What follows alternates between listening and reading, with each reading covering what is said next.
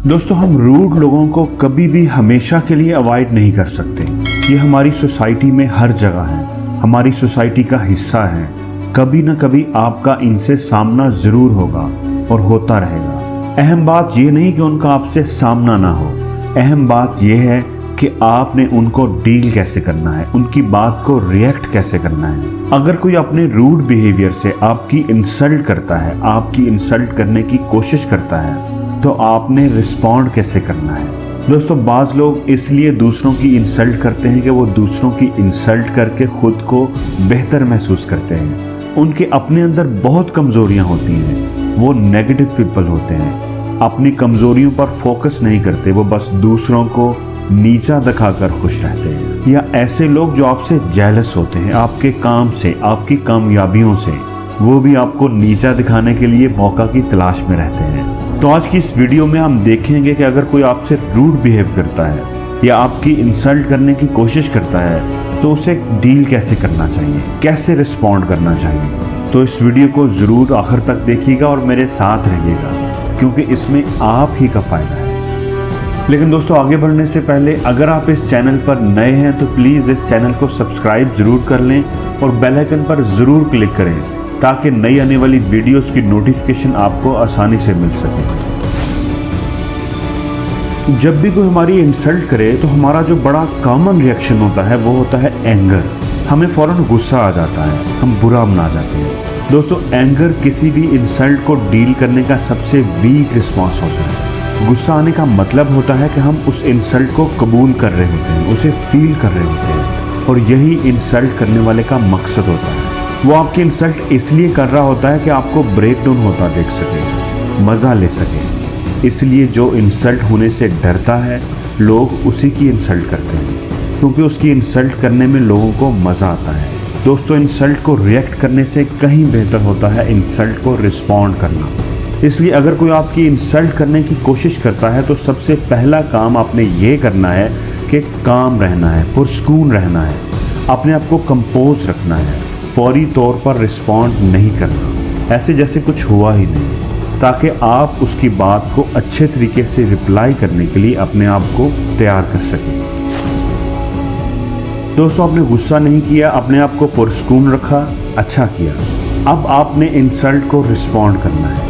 तो किसी भी इंसल्ट को रिस्पॉन्ड करने का सबसे बेस्ट वे ये है कि आप मजाक के रंग में रिप्लाई करें। अगर आपका सेंस ऑफ ह्यूमर अच्छा है तो इंसल्ट को डील करने का इससे बेहतर तरीका कोई हो ही नहीं सकता। इससे अगले बंदे की बात का असर भी ज़ाहिर हो जाता है और माहौल की टेंशन भी कम हो जाती है। अगर कोई आपका मजाक उड़ाता है, आपकी इंसल्ट करता है या आप पर तंज करता है, तो बजाय गुस्सा करने के, नाराज़गी का इजहार करने के, अपने आप को पुरसकून रखते हुए बड़े ही पोलाइट और नाइस अंदाज में अगले बंदे को मीठी मीठी सुना दें, बात को उसी पर पलट दें, बात को सीरियस ना होने दें। उसे जवाब भी मिल जाएगा और उसकी बात का असर भी ज़ाहिर हो जाएगा।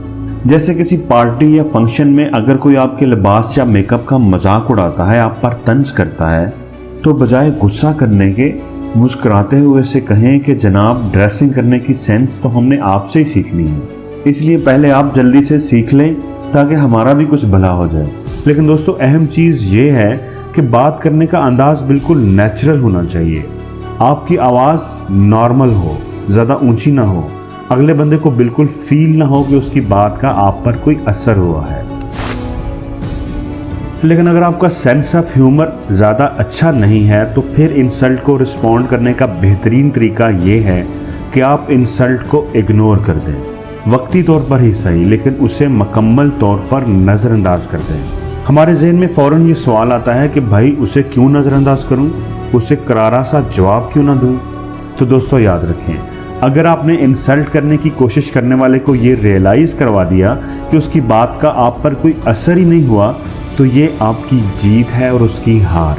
इसलिए अगर आपसे कोई उल्टी सीधी बात करता है तो उसे इग्नोर कर देना उसे एक सख्त जवाब देने के बराबर होता है। आप ऐसे बिहेव करके कि जैसे आपने उसकी बात को सुना ही नहीं, उसे रियलाइज़ करवा रहे होते हैं कि आपकी नज़र में उसकी और उसकी फजूल बात की कोई अहमियत नहीं।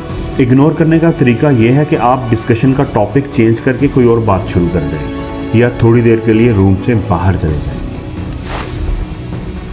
अगर कोई आपकी इंसल्ट करता है और आपको उसकी बात का बुरा लगता है, तो जैसे हमने पहले बात की कि आपने फौरी रिएक्ट बिल्कुल नहीं करना। आपने बिल्कुल ही कूल और काम रहना है, अपना कंट्रोल अपने ही हाथ में रखना है।